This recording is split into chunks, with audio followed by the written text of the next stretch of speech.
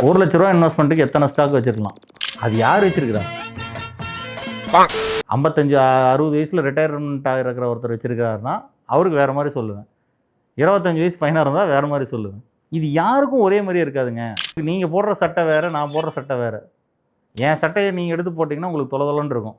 உங்கள் சட்டையை நான் போட்டோன்னா எனக்கு டைட்டாக இருக்கும். ஒவ்வொருத்தரும் இன்வெஸ்ட்மெண்ட்லாம் பொறுத்த வரைக்கும் அவங்க சட்டையை அவங்க போடணும். அடுத்தவங்க சட்டையை வாங்கி போட்டோம்னா அது சிக்கல் தான். உண்மையை சொல்லணும்னா இந்த இடத்த மட்டும் புரிஞ்சுங்க. யாருக்கு என்ன வேணுங்கிறதுக்கு அதுக்கு பேர் ரிஸ்க் ப்ரொஃபைலிங்னு நான் சொல்லுவேன். ரெண்டாவது, உங்களோட ரிஸ்க் எடுக்கிற தன்மை என்ன? நம்ம போன வீடியோவில் சொல்லியிருந்தோம்ல, கேமரா தம்பிக்கு கொடுக்குற அட்வைஸ் வேறு, ஆப்போசிட்டில் உட்காந்து காம்பேரர் கொடுக்குற அட்வைஸ் வேறு, இந்த ஷூட் ரூமை கொடுத்த சிஇஓ கொடுக்குற அட்வைஸ் வேறு. நீங்கள் யார்? நீங்கள் என்ன எதிர்பார்க்குறீங்க? இதெல்லாம் பொறுத்து தான் நம்ம வர முடியும். இந்த 20 இல்லை சார் நீங்கள் 5 ஸ்டாக் வைங்கன்னு சொல்கிறது எனக்கு ஈஸி.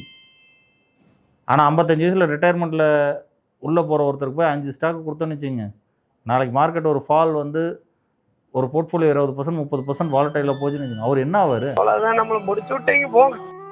இல்லை, அந்த பர்சன் யாருன்னு தெரியாமல் நம்ம அட்வைஸ் சொல்லவே முடியாது.